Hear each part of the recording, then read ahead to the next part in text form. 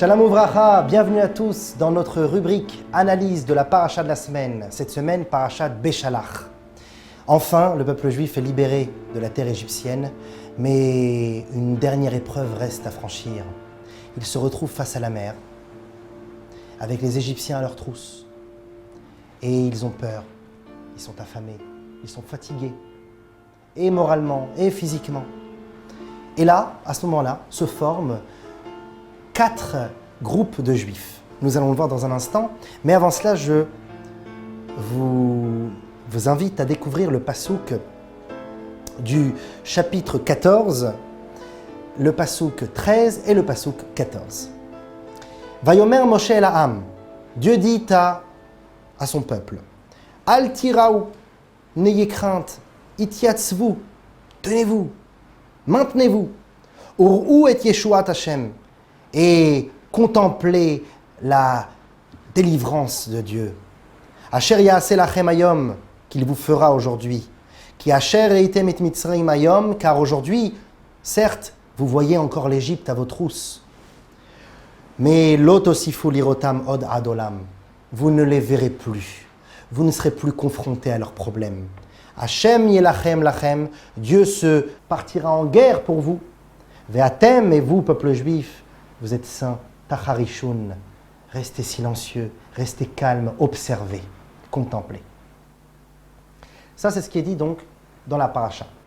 La Mechilta, un des passages midrashiques, commentaires figurés et comparatifs de la Torah, nous explique la chose suivante, qu'à ce moment-là, comme on l'a dit au début, se forma 4 groupes, 4 étendards différents dans le peuple, au sein même du peuple juif.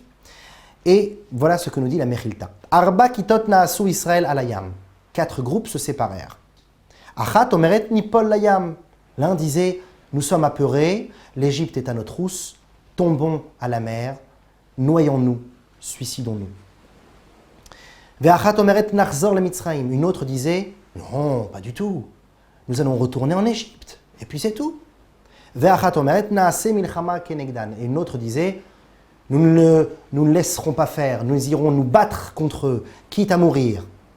Ve'achat omeret nitzvach kenegdam. Et enfin une dernière qui disait, nous prierons Dieu, nous crierons vers eux, vers les Égyptiens, nous essaierons peut-être de leur faire peur en leur montrant que nous sommes encore bien attachés à Dieu. La Mechilta de continuer, Zot she'amra nipol layam ne'emar la itiatzvu uru et Yeshuat Hashem. La Mechilta fait une jonction avec ce qu'elle explique et ce qui est dit dans le passouk, dans le verset. Ceux qui ont dit tombons à la mer, noyons-nous, eh bien c'est Dieu leur répond maintenez-vous, tenez-vous, ne tombez pas à la mer, itiatzvu uru et Yeshuat Hashem, et contemplez la délivrance que Dieu vous apporte. Ceux qui ont dit narzor le Mitzrayim, ceux qui ont dit retournons en Égypte avec les Égyptiens, eh bien pour eux, Dieu dit ki asher reitem et Mitzrayim, le fait que vous avez vu l'Égypte jusqu'à maintenant, c'est vrai, mais lot osifu lirotam od adolam, vous ne les verrez plus jamais. Donc ne retournez pas en Égypte. Celle qui a dit nous irons nous battre contre elle, le passouk cite Hashem yelachem lachem. Dieu se battra pour vous. Vous n'avez pas à vous battre. Et enfin, pour les derniers qui ont crié vers Dieu, qui ont pleuré, qui ont prié, qui ont même crié vers les Égyptiens, et bien sur eux, le texte nous dit Ve'atem tacharishun. Taisez-vous, soyez silencieux, contemplez et voyez la grandeur de Dieu. Ça, c'est ce que nous dit la Mechilta. Nous allons maintenant essayer de reprendre point par point rapidement ce que chacun des groupes a essayé ici d'amener. Car si la Torah nous parle de cela, c'est qu'ils avaient chacun d'eux une bonne intention. Ce n'étaient pas des Réchaïm, mais chacun d'eux avait une vision, une approche, un état d'esprit différent. Le premier groupe, le premier étendard, disait « Nipol layam, suicidons-nous, tombons à la mer ». Eh bien, ce groupe de Juifs était prêt à mourir car ils ne voulaient surtout pas retomber dans la bassesse égyptienne. Et pour ce faire, ils étaient prêts de sacrifier leur vie. La Chassidoute d'expliquer que cela fait référence à ceux qui, dans nos générations, dans la vie de tous les jours, sont prêts à sacrifier leur temps, leur foyer peut-être même des fois, pour l'étude de la Torah et se noyer dans la mer de la Torah pour mettre une sorte de barrière autour de leurs quatre coudées, s'enfermer dans leur monde de Torah afin d'être protégés des forces obscures et extérieures. C'est pour ça que ce n'est pas mauvais, c'est une manière de voir les choses. Ceux qui ont dit, nous reviendrons en Égypte, ce n'est pas forcément pour retravailler chez Pharaon, mais peut-être que c'est la volonté divine. Si Dieu nous met les Égyptiens à nos trousses, c'est qu'il peut-être a décidé autrement, que nous devons maintenant retourner en Égypte.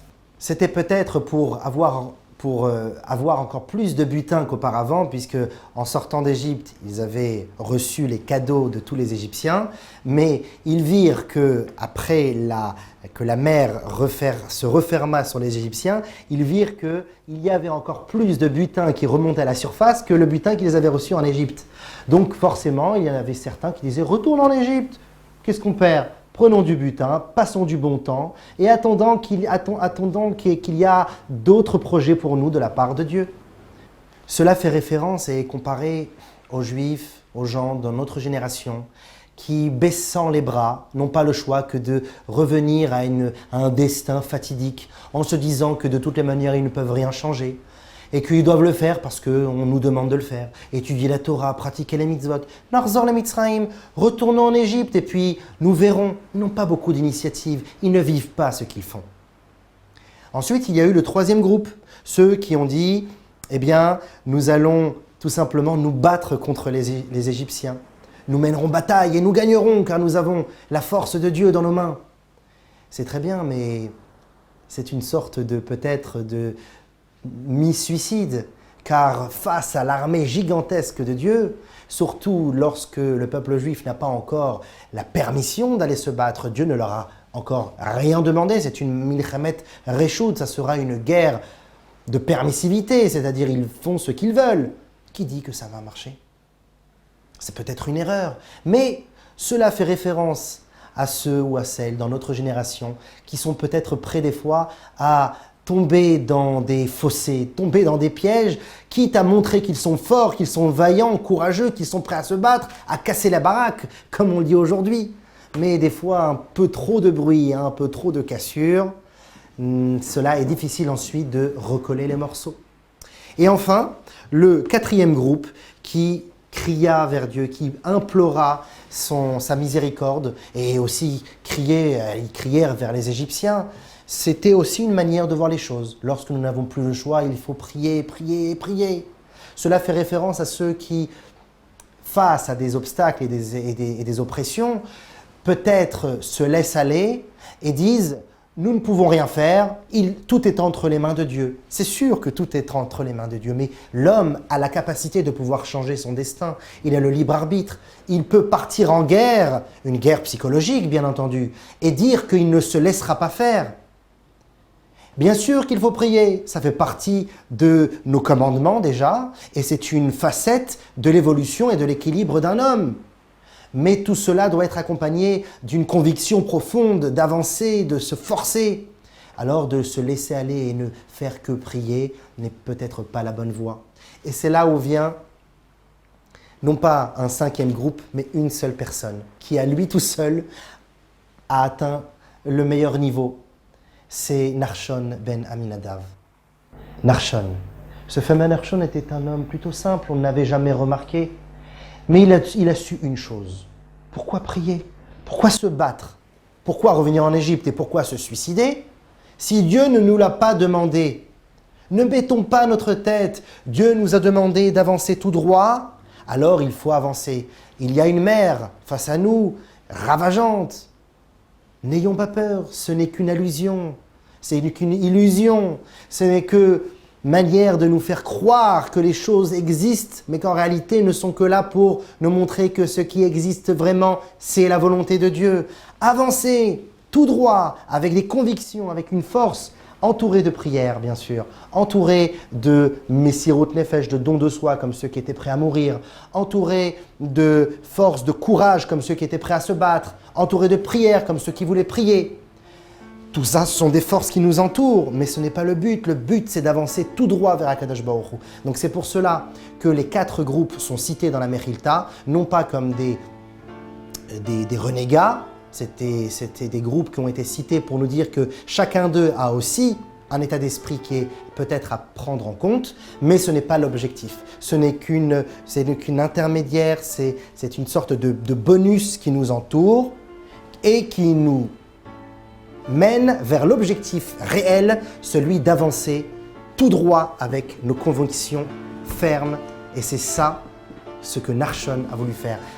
Puisse Dieu faire que nous soyons tous le Nachshon que nous méritons d'être. À la semaine prochaine.